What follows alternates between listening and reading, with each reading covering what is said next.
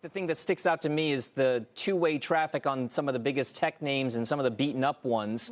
That's maybe the thematic element here. So, Stephanie Link, you're looking at me saying, maybe it's a little skeptical on some, but not on others. Yeah. What were the good buys then, and what were the ones that you'd want to stay away from? Well, no. I mean, I think if you add in technology and comm services together, it's 35% of the S&P 500. So I'm underweight. I've been underweight. Maybe I'm 20%. I'm still 20% of my portfolio. So I think you can pick and choose in terms of what you want to own. I think you want to have a barbell. That's at least my strategy. So it's kind of some value, some growth. So I like IBM, for example, right, on the value side. And Broadcom is a fairly new position for me because it, too, dropped. And I thought it was pretty interesting at the valuation that it was trading at. I own Fortinet, and unfortunately, they didn't have a great quarter, and it fell 18%. I bought more there because I like cybersecurity. Accenture, they've done a great job delivering in terms of just on top line, bottom line. Every day they're making small acquisitions to grow their business, and it's a hidden cloud play. They have a relationship with Salesforce.com. So there's places, I think, Dom, that you could add to. I just don't know.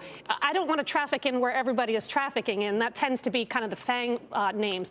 I own Meta. Unfortunately, that's been the dog, but that's the only one I'm playing at this point. Jason Snipe, the big tech trade has been something that a lot of folks are following because it's been the leadership for the past decade and a half. Every time there has been a dip in the market, there has been a recent dip in the market, and they are leading once again. So are you sold on this tech comeback that we're witnessing right now?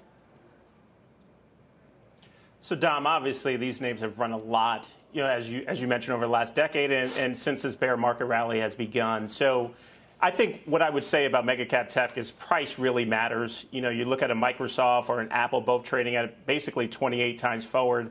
The market's trading about 18 times with a Fed that's truly engaged, and also QT, starting in September, like I mentioned earlier, block.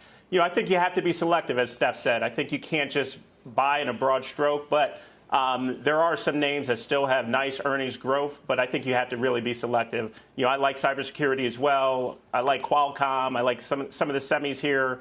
And then Apple and Microsoft are names that have been mainstays in our portfolio. But that's our read on the tech sector as it stands right here. It always seems to be Apple and Microsoft and Alphabet, and maybe to a certain degree Meta, although it's had its own problems.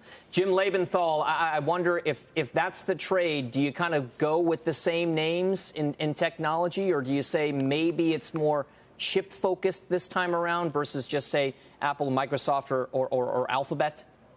Well, first off, I want to thank Jason for bringing up Qualcomm. He knows that's one of my favorites as well. But in answering your question, what I'm doing with tech, first off, I'm slightly underweight to the market weighting as per the S&P 500. Now, what that means, though, is I'm still about 23% in tech. So it's a meaningful portion of my portfolio. I'm in what I consider the value-oriented portion. So that's Qualcomm, that's Cisco Systems. And then I have some FANG names well underneath the market weight. So I've got Microsoft, Alphabet, and Apple.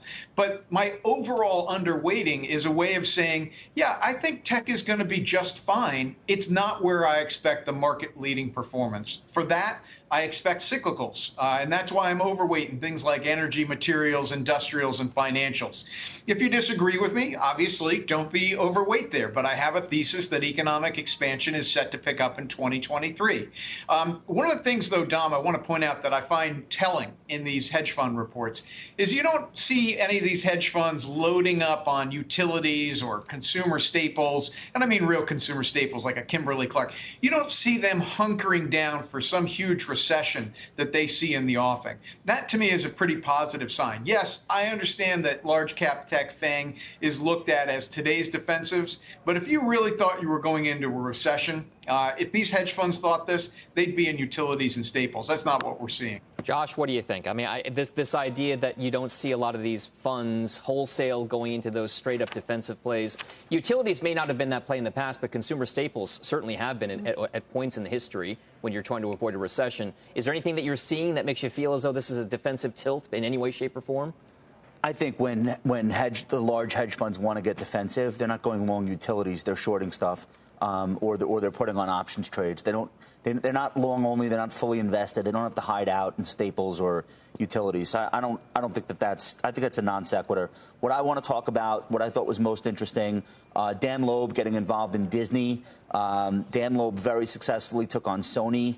Very similar situation. They had a lot of non-core assets that were not helping the cause. That stock is now 100% higher than where he had initially got involved with the company. And so I'm really going to watch that one closely. I think it's good for Disney to feel a little bit of the heat, even if they don't respond directly. But I also think in my portfolio, CrowdStrike, this is an unsung hero for me. It's a large tech, let's call it a mid-cap technology stock. This is one of the best performers I have. It's now flat on year, which is miraculous for a SaaS software company. I think cybersecurity is one of the biggest challenges over the next 10 years, no matter what the Fed does. It's not related to global growth. It's going to continue to be very important for companies to spend more money on every year.